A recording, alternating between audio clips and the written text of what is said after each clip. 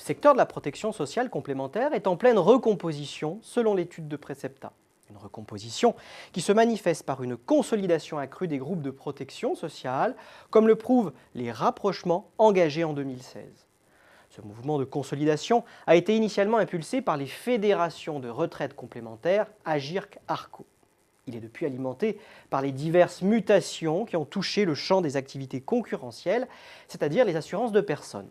Cette consolidation s'accompagne de stratégies partenariales, mais aussi de la structuration de pôles mutualistes et même d'opérations de croissance externe.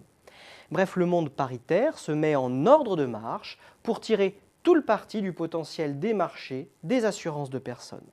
Il faut dire que deux événements majeurs sont venus bouleverser le marché des assurances de personnes.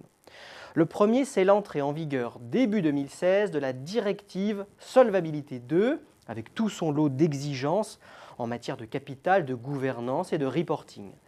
Solvabilité 2 a également défini la notion de groupe prudentiel, avec laquelle doivent maintenant se mettre en conformité les groupes de protection sociale.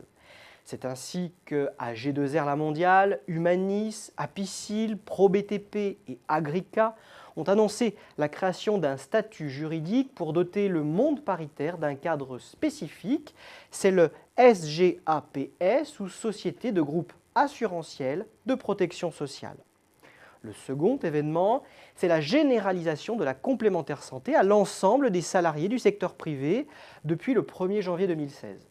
Ce qui a mis fin aux clauses de désignation qui donnaient aux groupes de protection sociale un véritable avantage concurrentiel dans le domaine de la protection sociale complémentaire collective. En clair, les groupes de prévoyance doivent désormais composer avec une concurrence nouvelle. Les groupes de protection sociale ne sont pas restés inactifs face à cette nouvelle concurrence. Dans leur étude, les experts de Precepta ont identifié leurs principaux axes de développement. C'est ainsi que l'optimisation des dispositifs commerciaux est devenue cruciale.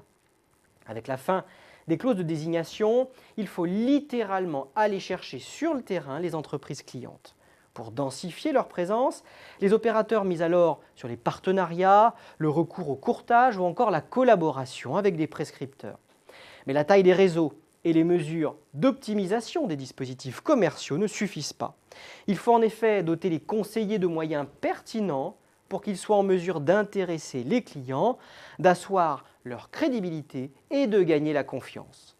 La diversification des portefeuilles d'activités, les nouveaux services, les approches globales et la transition digitale sont également au menu des stratégies des acteurs du monde paritaire.